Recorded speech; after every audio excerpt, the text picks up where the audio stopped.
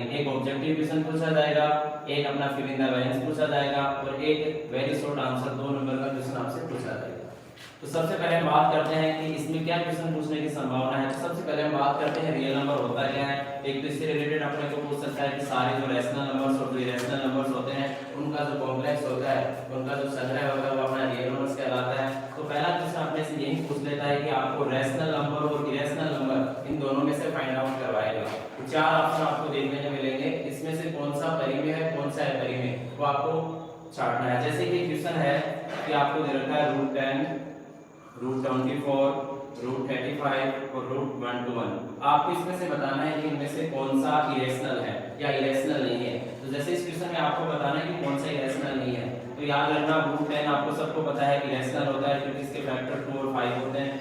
24 भी इरेशनल होता है, √35 भी इरेशनल होता है। तो √121 121 ये इरेशनल नहीं है। क्यों? 121 किसके बराबर होता है? 11 का स्क्वायर होता है। तो आपको एक क्वेश्चन ऐसा देखने को मिलेगा जो इन चार में से आपको फाइंड आउट करना है।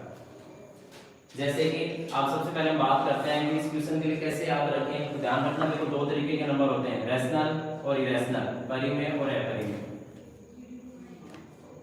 तो रैशनल नंबर वो होते हैं, परिमेय संख्या में होते हैं जिनको p के रूप में लिख सकते हैं और जिनको p के रूप में नहीं लिख सकते क्या होते हैं? इरेशनल होते हैं। तो ये तो हम जैसे नॉर्मल क्वेश्चन हो गया सभी कर सकते हैं। क्वेश्चन क्या रखना है कि कोई भी यदि आपको पॉइंट वाला क्वेश्चन मिलता है जैसे 2.34 35 36 और एक क्वेश्चन लेते हैं जैसे 2.34 34 34 और दोनों एंड तक चल रहे हैं, तो इनमें से यदि आपने को पूछा जाए कि इनमें से कौन सा रैशनल होगा कौन सा इरेशनल होगा, तो जिस भी नंबर की पुनरावृत्ति हो रही है, रिपीट हो रहा है, टर्मिनेटिंग है, तो आपको ध्यान रखना है कि जैसे यहाँ 3 के बाद 4 फिर 3 के बाद 5 3 के बाद 6 और चल रहा है, इसका मतलब ये कोई पैटर्न नहीं बन रहा, कोई भी नंबर रिपीट हो रहा, इसका मतलब ये इरेशनल नंबर होगा, अपरिमेय संख्या होगा। यहाँ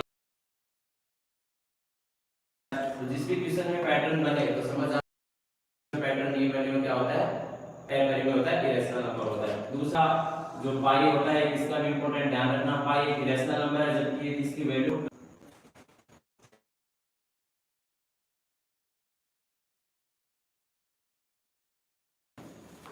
पूर्ण संख्या होनी चाहिए। इसका मतलब कि जो भी आपका चर होगा उसकी वैल्यू आपको 0 1 2 3 4 ऐसे होनी चाहिए। यदि नेगेटिव रहती है तो याद रखना कि वो पॉलिनोमियल नहीं होगा। दूसरा जैसे कैसे पता चलेगा, जैसे कोई क्वेश्चन यदि रूट में लिखा हुआ वेरिएबल, यदि चर आपका रूट में लिखा हुआ इसका मतलब है क्या है, रूट में कोई भी जो वैल्यू होती है वो हाफ होती है। इसका मतलब कोई भी यदि वेरिएबल आपको रूट में मिलता है तो याद रखना उस बात को वो पॉलिनोमियल नहीं है। दूसरा यदि कोई भी क्वेश्चन ऐसे मिलता है x² + 2/x, तो ये भी पॉलिनोमियल नहीं है, बहुपद नहीं है। क्यों? क्योंकि x यदि ऊपर जाएगा तो क्या हो जाएगा? पावर -1 हो जाएगा। तो फर्स्ट क्वेश्चन तो आपसे ये पूछेगा इनमें से कौन सा पॉलिनोमियल है कौन सा पॉलिनोमियल नहीं है। सेकंड क्वेश्चन की बात करें तो आपको इनकी तीन टाइप बता रखी है भाई कि पॉलिनोमियल के तीन टाइप होते हैं आपके सिलेबस में। एक दे रखा है आपको लीनियर रैखिक, एक दे रखा है आपको क्वाड्रेटिक जो होता है द्विघात, एक होता है क्यूबिक। एक तो तीनों का आपको स्टैंडर्ड फॉर्म पता होना चाहिए कि जो भी लीनियर इक्वेशन होती है, रैखिक समीकरण होती है, वो किस रूप में होती है? वो होती है ax + b के रूप में। बात करते हैं कि क्वाड्रेटिक की द्विघात पॉलिनोमियल किस फॉर्म में होता है, उसका जो फॉर्म होता है वो होता है ax² + bx + c रूप में।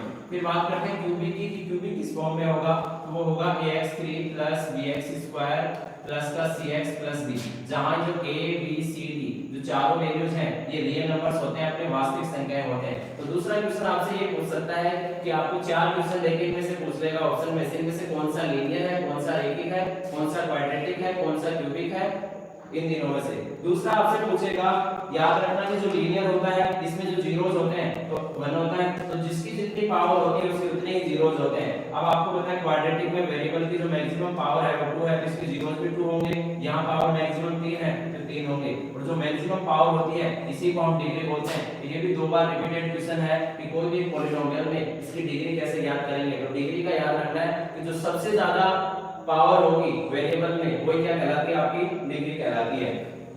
तीसरा क्वेश्चन हम बात करते हैं कि इसमें क्या पूछ सकता है। तीसरा क्वेश्चन आपसे पूछ सकता है कि कोई भी जो पॉलिनोमियल होता है जो कि ax² + bx + c रूप में पाया जाता है, इसके जो जीरोस हैं वो अल्फा और बीटा होते हैं। इन जीरोस से रिलेटेड क्वेश्चन आपको 2 नंबर में फिर 1 नंबर में भी देखने को मिलेगा।